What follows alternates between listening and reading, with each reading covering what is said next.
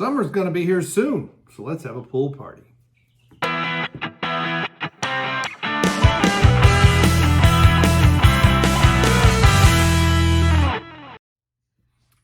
Hey, it's Brain Muffin back with a beer review, and up today we have from Sam Adams Pool Party. This is a new pale ale. This is supposed to be a citrusy, hazy pale ale. Let's see if I can not be able to read anything on the can because the light glare. Golden ale features a splash of tropical fruit notes, medium hoppiness, and a smooth, refreshing finish. That says, come on in, the beer's fine. Okay. And we have the independent logo right there on there. I wonder if they still do that with Dogfish Head since they kind of merged. They're independent, but I don't know if Dogfish Head we consider independent. What makes me very sad about that logo is Stone is no longer independent. So I tried to do an I-71 collab years ago, and Stone wouldn't have anything to do with it because essentially Greg Cook, is he Cook? Anyway, Stone Greg is from Columbus originally, if I remember correctly. And Jim, who started Boston Beer Company, is from Cincinnati originally. And I-71 connects the two. But I just think it's funny that Sam Adams is still independent. And, I don't know. I don't want to go down all that whole rabbit hole. But anyway, now some of you are going to be wondering, why am I reviewing a Sam Adams beer? Mainly because they finally, and I don't know if I had anything to do with it or not, because I lambasted every time I talked about a Sam Adams beer ad nauseum. I would talk about that any variety pack always had that absolutely horrible Boston lager in it. It is one of the worst Vienna style lagers I've ever had. I've had the old version. They reformulated it. I didn't like it anymore. I've done, and look, if someone leaves a comment, I'll go and get some again, and I'll try it again. It's been years. I've had some really mediocre Vienna-style lagers from various craft brewers. Vast majority of the small brewers don't do German beers right at all. They're good at ale. I'm like, stop trying to do lagers. A lager is not an ale that you then cool down. It is completely different. Now we have one of the dogs getting. I made a dark lager once, and I won't say never again, but I would have to have all different equipment to do it. Especially if I did double concoction or whatever it's called. If I really did it properly, my all grain father is not proper equipment. I don't care what they say on the website. It's not proper equipment for a German beer. Now, normally, I hold the can up, but the cans are pretty bland. Nice head, and it is. It's just like a light, citrusy. You might say, well, how come we're not doing this at the pool? The pool's not open yet. So, I don't know when this will be out. This is early May when I'm recording this. And with my laziness, I could have this out in a week, or it could be August.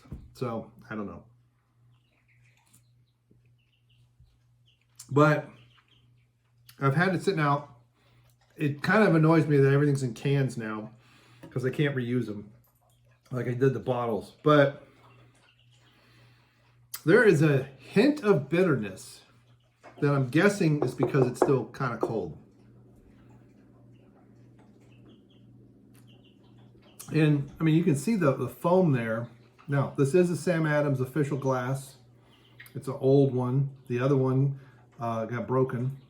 And I neglected to see if, when I was up in Cincinnati last year, if Jungle Jim's, I need to find my email. I need to send Ed an email and see if they used to have all kinds of glassware. I don't know if they still do. And every time I go, I'm focused on get some beer, get some hot sauce, get out of there.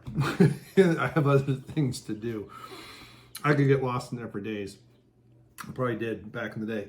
But man, that is a very approachable. There's a bitterness that lingers really late, but it is citrus on the nose. I want to say not passion fruit. It's almost like that generic citrus. Is it orange? Is it tangerine? With a tiny hint of lemon. I mean the tiniest. And I don't know if it's suggestive or there's any lemon there or not. Lemon is usually one of the flavors that, unless it's over the top, even in my own beers, I've had actual beer judges at not in the competition, but at homebrew club meetings who have picked out lemon in my beers that I couldn't. So I don't know why. But that is a nice summery ale, kind of citrusy aroma. The carbonation's approachable. I know I just belched. It's got and maybe that's what it is. It's that hot bitterness that's late. As this warms up a little bit, because this is a summery beer, right? So I'm not saying you got to get it too warm because it's supposed to be refreshing, which usually means cold. I'm gonna expect that hot bitterness that's late will get toned down a tiny bit by the malts. As I've said before, usually when it's cold, you get the bitterness pretty noticeable, and then the malts have to open up. This is just like why you pour whiskey, you put an ice cube in it, or usually I like whiskey up, put it in a shaker with some ice, shake it, pour it out, and that opens up all of the esters and the aromas and things of the alcohols, so you don't just get the bitterness. It's probably why I don't like scotch too much, but that is nice. It is hazy. It's not overly juicy, so it's a hazy IPA, but it's not crazy. I mean, they are up in Boston. I mean, their biggest brewery, I think, is still in Cincinnati that they own. They contract brew up, and they have a new one, and well, newer. I forget. I want to say it's not St. Louis, but that direction. Years ago, they bought it. But Jim bought the old. Oh, it's not Hugh to Pull. Always get it wrong. What brewery it was? It's down on Liberty. You can go past it and not even know it. It's not like there's a huge sign. There's a sign on the side of the building. But anyway, his dad worked there and was there when they closed. And then in the late 90s, when he bought the place and started to open it back up, his dad went with him, and everything was where they left it. And I think it closed, I want to say the early 80s. So it was closed for like 15, 18 years, something like that. Anybody knows for sure, you can correct me. But those are details I don't tend to try and remember. It doesn't bother me. I'd rather know what malts they're using in the beer and what kind of mash are they using. Step mash, they're doing one phase mash, two, or what's their mash out, are they using American? A lot of stuff is now 2-row American. When I first started making beer in the 90s, I never thought I would see 2-row American barley. Usually you'd have to get England or from the Netherlands. American 6-row was pretty much adjuncts exclusively back then. But it's good to see we finally made a two-row variant here. So anyway, that is really good.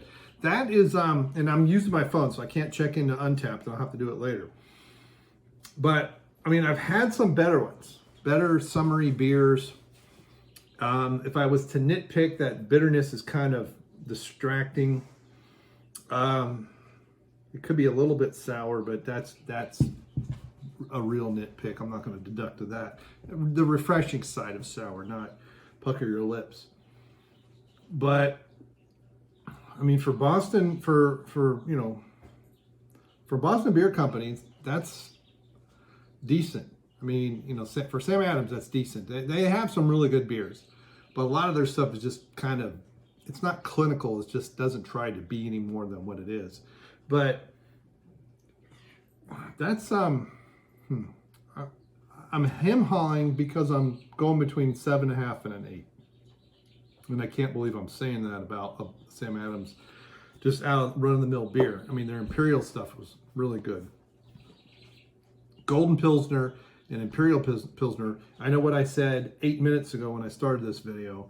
Those are really good. Now, an Imperial Pilsner, there's no such thing in Germany, but the Golden Pilsner was pretty good, and of course they canceled it. And then they still have the Noble Pils, I think.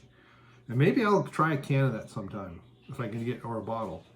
I've tried it several times and it's just been horrible. I even tried it when they were introducing it.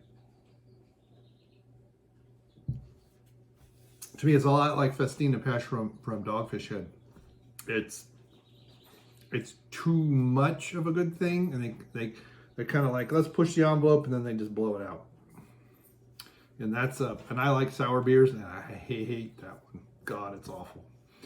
So let's go with 7.5, because there's just enough stuff that I don't like about it for the style that I kind of deduct on it. So, but it's got good head retention, nice small foamy bubbles.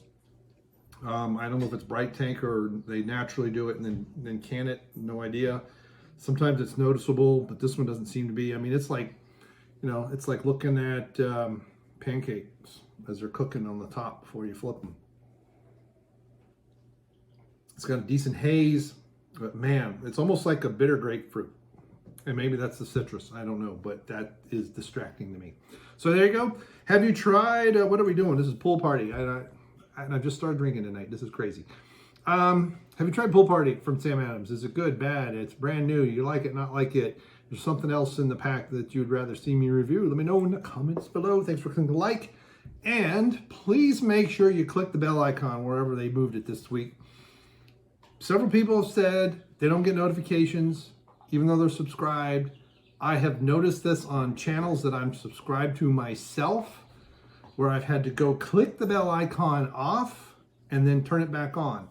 And it's still a crapshoot if I'll get notified that someone, in some channels that I do, they go live, and if they didn't put it on Twitter or on their Discord, I would never know. And it's annoying because I want to know when they go live.